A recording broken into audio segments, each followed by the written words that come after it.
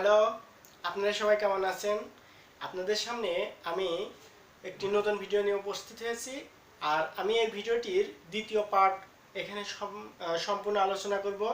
আমি গত ভিডিওটিতে পার্টস অফ স্পিচের তিনটি পার্টস অফ স্পিচের খণ্ডকে আমি আলোচনা করা হয়েছে। আমি আর দুইটি এখানে আলোচনা করব, তিনটি আলোচনা করব। আপনারা এখান থেকে খুব মনোযোগ সহকারে আমার এই ভিডিওটি দেখুন, তাহলে পার্টস অফ স্পিচের এখানে তিনটি বিষয় টপিকস খুব সুন্দরভাবে আপনারা এখান থেকে শিখতে পারবেন আর বুঝতে পারবেন যে পার্টস অফ স্পিচের এই তিনটি টপিকস কখন কোন কাজে লাগে, কিভাবে কাজে লাগবে, সেই ক্ষেত্রে আমরা বুঝতে পারব। আসলে সবচেয়ে বড় কথা যে পার্টস অফ স্পিচ শব্দের অর্থ কী। পার্ট মানে অংশ আর স্পিচ মানে বাক্য। ঠিক আছে, বাক্যের প্রত্যেকটি খণ্ড খণ্ড ভিন্ন ভিন্ন ওয়ার্ড একত্রে হয়ে একটা কিন্তু সেন্টেন্স তৈরি হয়, মানে বাক্যটা তৈরি হয়। আর এই প্রত্যেকটা খণ্ডকেই বলা হয় পার্টস অফ স্পিচ। আর আমি পার্টস অফ স্পিচের 8 প্রকার: noun, pronoun, adjective, verb, adverb, preposition, conjunction, interjection. এখানে আমি নাউন, প্রোনাউন এবং অ্যাডজেক্টিভ সম্পর্কে গত ভিডিওতে আমি সেগুলো আপলোড দিয়েছি এবং আজকে আমি এই ভিডিওটির মাধ্যমে এখানে শেখাবো ভার্ব, অ্যাডভার্ব এবং প্রিপোজিশন কিভাবে আমরা বের করব এবং এটা মনে রাখার কিছু সিস্টেম আমি এখানে বুঝিয়ে দেবো আপনাদেরকে, আপনারা সেভাবে মনে রাখবেন। এখানে সবচেয়ে পার্টস অফ স্পিচ খুবই গুরুত্বপূর্ণ। আসলে আমাদের তো বোঝার দরকার আছে যে পার্টস অফ স্পিচ কী কী কাজে লাগবে এবং কিভাবে বুঝবো আমি এটা পার্টস অফ স্পিচ। আমরা শুধু সেন্টেন্স গঠন করলেই হবে না, পার্টস অফ স্পিচগুলো চিনতে হবে। এবং সেই সেন্টেন্স বিষয়ে আমি ইতিমধ্যে অনেকগুলো ভিডিও আমি আপলোড দিয়েছি, আপনারা সেন্টেন্সটাও দেখে নিতে পারেন। ইংরেজির ক্ষেত্রে পার্টস অফ স্পিচ সেন্টেন্স খুব গুরুত্বপূর্ণ। আরও আমি ভিডিও দিয়েছি অঙ্ক, ইংরেজি অঙ্কর বিষয়ে আমি অনেকগুলো ভিডিও আপলোড করেছি এবং চেঞ্জিং সেন্টেন্স সম্পর্কে আমি অনেকগুলো চেঞ্জিং সেন্টেন্সে প্রত্যেকটা শিক্ষার্থী যে সমস্যা দেখা দেয় আমি প্রত্যেকটা চেঞ্জিং সেন্টেন্সে সুন্দরভাবে আমি খণ্ড খণ্ড করে ভিডিও আপলোড দিয়েছি, আপনারা চেঞ্জিং সেন্টেন্সগুলো দেখতে পারেন। আর টেন্স বিষয়, টেন্স একটি খুবই গুরুত্বপূর্ণ ইংরেজিতে।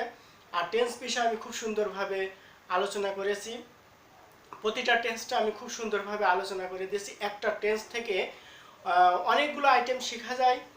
ঠিক আছে, প্রত্যেকটা আইটেম শেখা যায়, 6-7টা আইটেম শেখা যায়।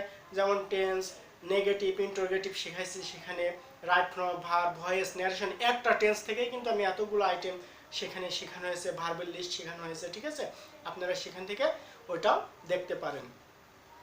ঠিক আছে, এবার আমি তাহলে এখানে আলোচনা করব parts of speech. Parts of speech সম্পর্কে সুন্দরভাবে আলোচনা করা হয়েছে, আমি এখন ভার্ব সম্পর্কে আলোচনা করব।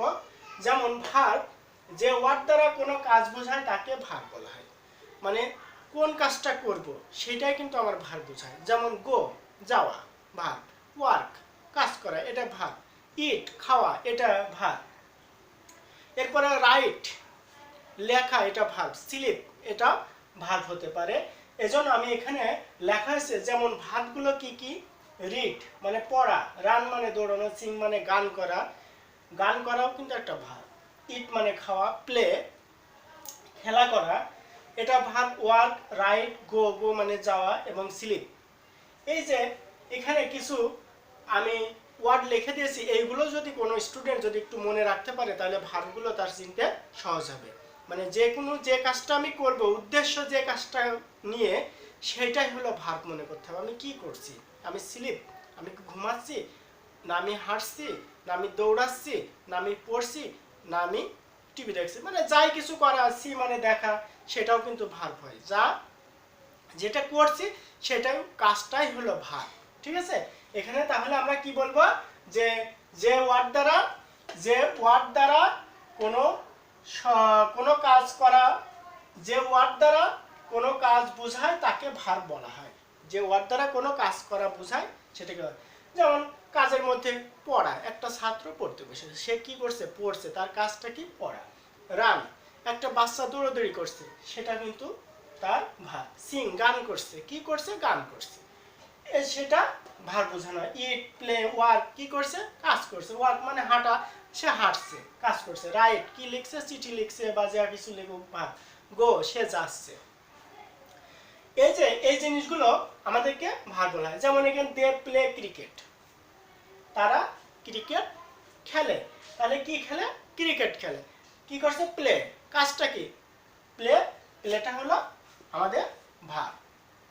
হি গোস টু স্কুল, সে স্কুলে যাচ্ছে। যাওয়া হচ্ছে কি?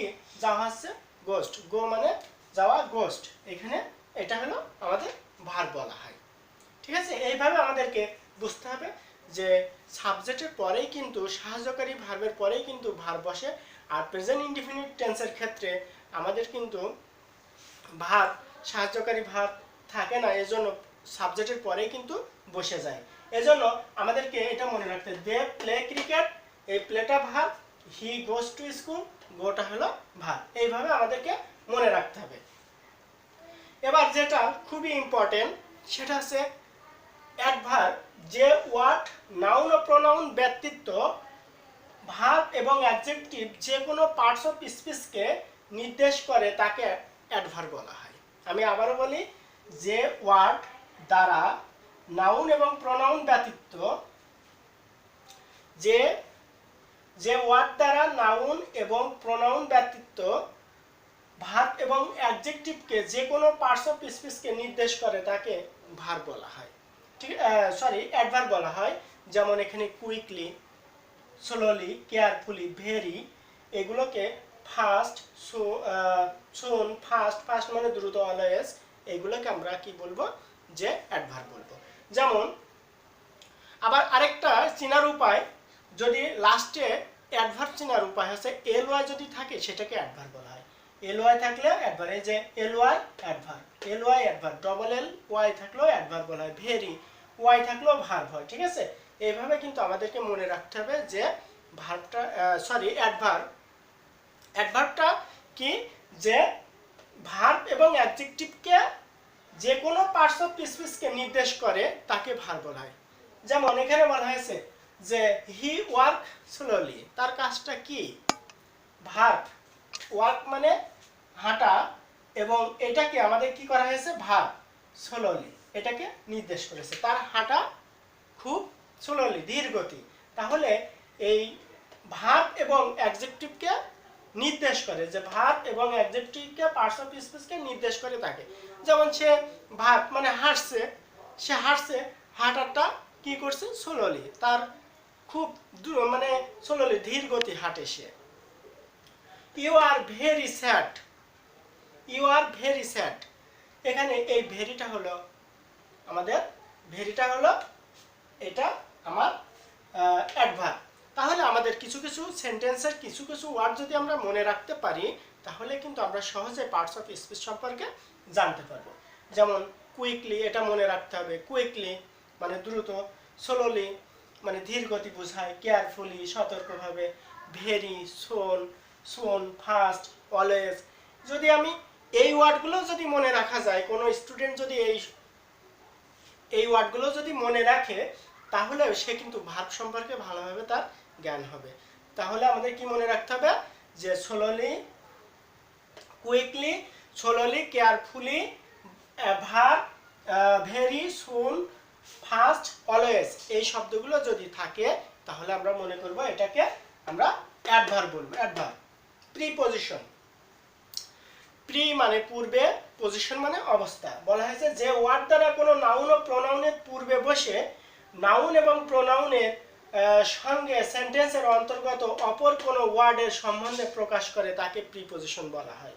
ঠিক আছে, আমরা প্রিপজিশনগুলো কি কি? যেমন at, in, with, by, for, to, from, up, on, into, behind, after, under, এইগুলোকে প্রিপজিশন বলে। আমরা কিন্তু অনেক সময় প্রিপজিশনই কিন্তু চিনতে চাই না, কিন্তু প্রিপজিশন হলো ছোট ছোট ওয়ার্ড, আমরা কিন্তু সচরাচর সবসময় ব্যবহার করে থাকি, যেমন অ্যাট, ঠিক আছে, লুক অ্যাট, এইভাবে আমরা কিন্তু ব্যবহার করি। ঠিক আছে, ইনটা ব্যবহার করা হয় উইথ, বয়, ফর, টুটা অল টাইম ব্যবহার করা হয়, to, from, up, on, behind, behind মানে পিছনের দিকে, আফটার, আন্ডার, এইগুলোকে আমার প্রিপোজিশন বলা হয়ে থাকে। তাই আমি প্রত্যেকটা স্টুডেন্টকে এটুকুই বলবো যে অন্তত যে জিনিসগুলো আমি শেখাচ্ছি একবার হলেও, একবার দুইবার একটু দেখলো, ভিডিওটা যদি দেখে, দেখার মাধ্যমেই কিন্তু সে বুঝতে পারবে যে আমি কি বোঝাতে চাইছি, সেই প্রিপোজিশনগুলো তার মনে রাখতে পারবে। আমরা যেমন ভার্বগুলো মনে রাখতে পারি, অ্যাডভার্বগুলো মনে রাখতে পারবো, এরপরে আমরা প্রিপোজিশনগুলো মনে রাখবো, যেমন প্লে, হি, সি, স্লিপ, এইগুলোকে হলে ভার্ব হয়। মনে রাখার কোনো তো সিস্টেম, কোনো সমস্যা নাই। যেমন স্লিপ, আমি ঘুমানো, গো, প্লে, রাইট, এগুলো হলে ভার্ব।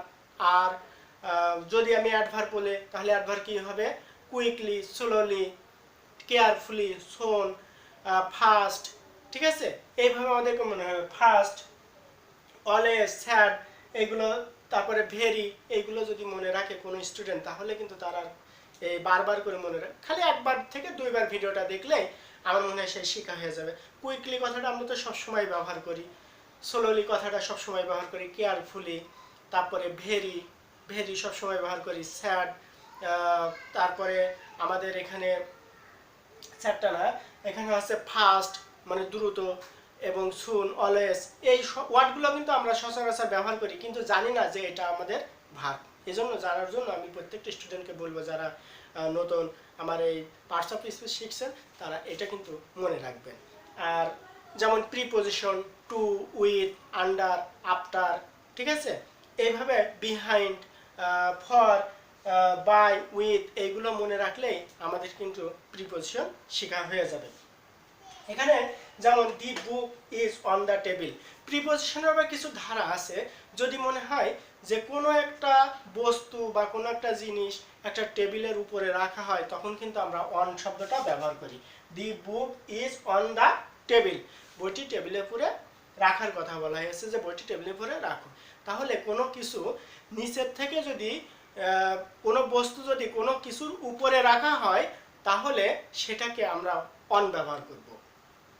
আর কোনো কিছু যদি ভিতরের কথা উল্লেখ করা হয় তখন আমরা ইন ব্যবহার করব। যেমন the pen in the pocket, the pen in the pocket, মানে আমাদের পেনটা পকেটের ভিতরে রাখার কথা বলা হয়েছে, যে পেনটা পকেটের ভিতরে আছে। এখানে the pen in the pocket, এই ইন কথা যদি ব্যবহার করা হয় মনে করতে হবে কোনো কিছু ভিতরে, একটা ঘরের ভিতর হতে পারে, পকেটের ভিতর হতে পারে, একটা কাগজের ভিতর হতে পারে, বইয়ের ভিতর হতে পারে। যখন কোনো কিছুর ভিতরে প্রকাশ করা হবে তখন আমাদের ইন ব্যবহার করতে হবে। এটা খুব ইম্পর্টেন্ট, অনেক স্টুডেন্ট কিন্তু এটা অনেকে ভুলে থাকে সব সময়।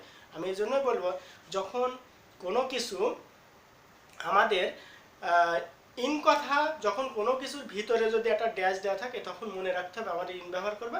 আর কোনো কিছুর উপরে হলে, উপরে রাখার কথা বললে তখন আমরা অন ব্যবহার করবো, ঠিক আছে? এইভাবে কিন্তু আমরা প্রিপোজিশনগুলো এখানে বোঝানো হয়েছে, যে এখানে the books is on the table, তাহলে এই যে টেবিলের উপরে রাখো, the pen is the pocket, এই ইন মানে ভিতরে বোঝানো হয়েছে। এইভাবে কিন্তু আমি এখানে তিনটা ভার্ব, অ্যাডভার্ব, প্রিপোজিশন সম্পর্কে খুব সুন্দরভাবে আপনাদের কাছে আলোচনা করেছি। আমার ভিডিওটি দেখুন, দেখবেন আপনাদের কাছে খুবই ভালো লাগবে। আমি পরবর্তী আর দুইটা পার্টস অফ স্পিচের অংশ আছে, আমি কিছুক্ষণের মধ্যে আবার ভিডিও করে আমি এগুলো আপলোড দেবো। আপনারা এর পরবর্তী ভিডিওতে আর দুইটা প্রিপোজিশন সম্পর্কে জানতে পারবেন। আর আমার এই ভিডিওটি যদি আপনাদের কাছে কিঞ্চিত পরিমাণ এবং বিন্দুমাত্র পরিমাণ যদি ভালো লেগে থাকে তাহলে লাইক এবং কমেন্ট এবং শেয়ার করেন। আপনারা আপনাদের যত রিলেটিভ পার্সন আছে তাদের কাছে আমার ভিডিওটি একটু প্লিজ পৌঁছে দেন। আর আরেকটি কথা, যদি আমার ভিডিও যদি পরবর্তীতে আবার দেখতে চান তাহলে আমার ভিডিওটি নিচে ওখানে সাবস্ক্রাইব লেখা আছে, সাবস্ক্রাইব লাল অক্ষরে সাবস্ক্রাইব বাটন অন করুন, সাবস্ক্রাইব করুন চ্যানেলটি এবং বেল বাটনটি অন করুন। দেখবেন যে আমি পরবর্তী যদি কখনো ভিডিও আবার আপলোড দিই তাহলে আপনাদের কাছে খুব দ্রুত পৌঁছে যাবে। এই বলে আমার ভিডিওটি এখানে শেষ করছি। থ্যাংক ইউ, সবাই সুস্থ থাকুন, ভালো থাকুন।